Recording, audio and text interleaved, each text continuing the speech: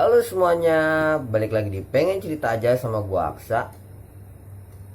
Orang bilang bahwa membaca buku adalah jendela dunia, dan bahkan kita bisa mengetahui hal-hal baru lewat buku. Dan kali ini gue mau berbagi pengalaman ke kalian tentang apa yang telah gue baca dari sebuah novel yang terbit tahun 2017. Novel itu berjudul Jati Saba, karangan Ramaida Akmal, terbitan Grasindo tahun 2017. Ketika gua baca buku ini, buku ini akhirnya membawa gua untuk mengingat kembali pesan dari teman gua tentang, ya intinya dia bilang gini, ketika kita ingin memulai sesuatu yang baru, ya kita ingin tetap menjalankan hidup atau apapun, kita harus menuntaskan cinta lama agar tidak menghadirkan memori-memori beracun yang bisa merusak apa yang akan kita lakukan. Nah, sebagian besar buku ini, gue bisa bilang sebagian besar buku ini menceritakan tentang kenangan-kenangan masa lalu yang kemudian kenangan-kenangan itu dijadikan oleh penulis sebagai pondasi untuk membangun cerita. Ya, gimana ya? Gue bisa bilang ini ngomongin, ya, ini tentang seorang tokoh menceritakan kenangannya, lalu kemudian kenangan-kenangan tokoh ini dijadikan pondasi untuk membangun isu utama ceritanya. Apa isu utamanya? Isu utamanya adalah sebuah potret realitas sosial yang gue bisa bilang ini ada di sekitar kita. Apa? Dalam tanda kutip, keterbelakangan budaya yang dialami oleh desa-desa. Dan yang menariknya, Jati Saba itu adalah nama sebuah desa di daerah Cilacap, yang artinya ini masih ada di Pulau Jawa. Dimana di buku ini menceritakan tentang politik kekuasaan, korupsi, dan hal-hal lain yang menghalalkan segala cara untuk dapat meraihnya. Bahkan hal yang paling utama di buku ini menceritakan tentang bertahan hidup dengan apa yang ada. Bukan apa adanya, tapi apa yang ada. Nah, membaca buku ini, gue bisa bilang ada banyak nilai yang bisa kita ambil. Salah satunya adalah bersyukur dengan apa yang kita punya saat ini. Itu menurut gue yang utama. Selain mempelajari realitas sosial yang ada. Nah, sebelum kita hanya terfokus pada permasalahan ibu kota, desa adalah tempat di mana kota mendapatkan penghidupannya. Dan menarik akhirnya ketika membaca buku ini, ya, gue bisa bilang ini adalah realitas sosial, gambaran mini yang ada di Indonesia. Sekarang lu bisa bayangin kalau ngomongin politik kekuasaan, bagaimana orang-orang yang mau berkuasa, ya, orang-orang yang mau berkuasa saling sikut kanan kiri terhadap orang yang mau berkuasa lainnya. Dan yang mengerikan adalah yang mereka korbankan, ya, yang mereka korbankan itu adalah orang-orang yang kenyataannya akan menjadi tanggung jawab mereka, tapi mereka malah memperdaya. Ya, gue bisa bilang sini, siapapun yang mau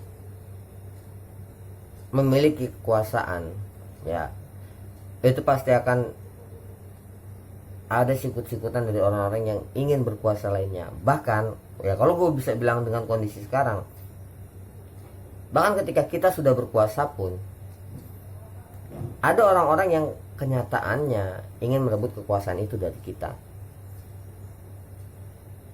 Dan yang paling mengerikan adalah bagaimana masyarakat dimanfaatkan untuk memenuhi kebutuhan atau untuk memenuhi agar tujuan itu segera tercapai. Nah, lalu gue bisa bilang buku ini, gue bisa bilang buku Jati Saba karangan Ramayda Akmal ya. Buku ini gue bisa bilang sangat gue rekomendasikan untuk mereka yang dewasa dan sanggup untuk membuka pikirannya. Lebih dari sekedar jadi aktivis semata.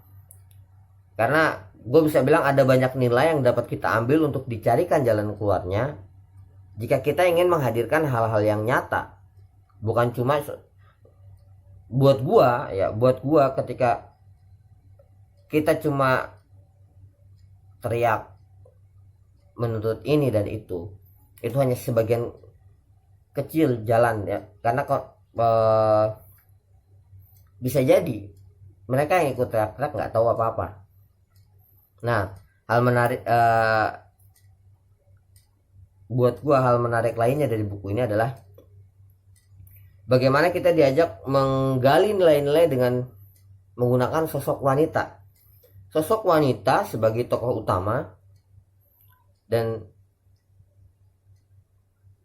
kita melihat segala kejadian itu dari sudut pandang tokoh utama tersebut. Nah, kemudian kalau lu lihat nama penulis Ramayda Akmal, yang pasti pertama ada dalam pikiran kita adalah penulis ini cowok.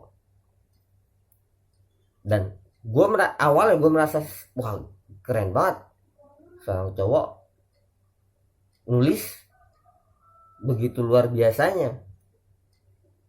Seorang laki mengambil sudut pandang dengan kedekatan yang luar biasa dari seorang wanita. Tapi pada akhirnya gue tahu dari salah satu teman gue, Mbak Niskala,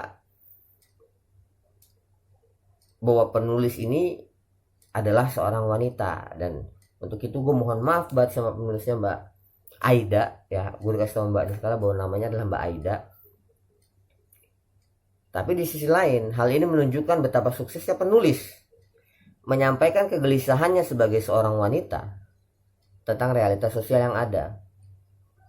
Dan gue bisa bilang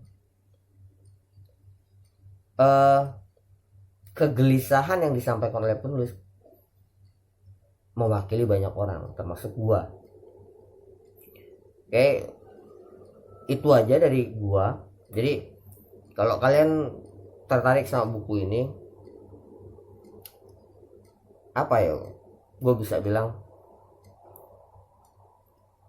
konsep pertama yang harus lu tanam ketika ingin membaca buku-buku sejenis ini, gue akan menggunakan kalimat dari Jean Marais dalam buku Bumi Manusia karangan Pramoedya Anantatur. Dia akan bilang orang yang berpendidikan harus adil, bahkan sejak dalam alam pikir. Jadi ketika lu baca buku model begini atau bukan sekedar buku ini ya, buku lainnya, tapi juga model ceritanya seperti ini yang menuntut kita untuk berpikir lebih keras membicarakan soal keadilan. Adil sebagai seorang berpendidikan, kita harus adil bahkan sejak dalam alam pikir. Itu aja dari gua. Terima kasih untuk Mbak Aida sudah membuka mata gua untuk terus menyadari bahwa ada saudara-saudara kita yang masih membutuhkan rasa peduli, bukan dikasihani. Thank you. Sampai ketemu lagi di Pengen Cerita Aja dengan review buku-buku yang lainnya. Terima kasih.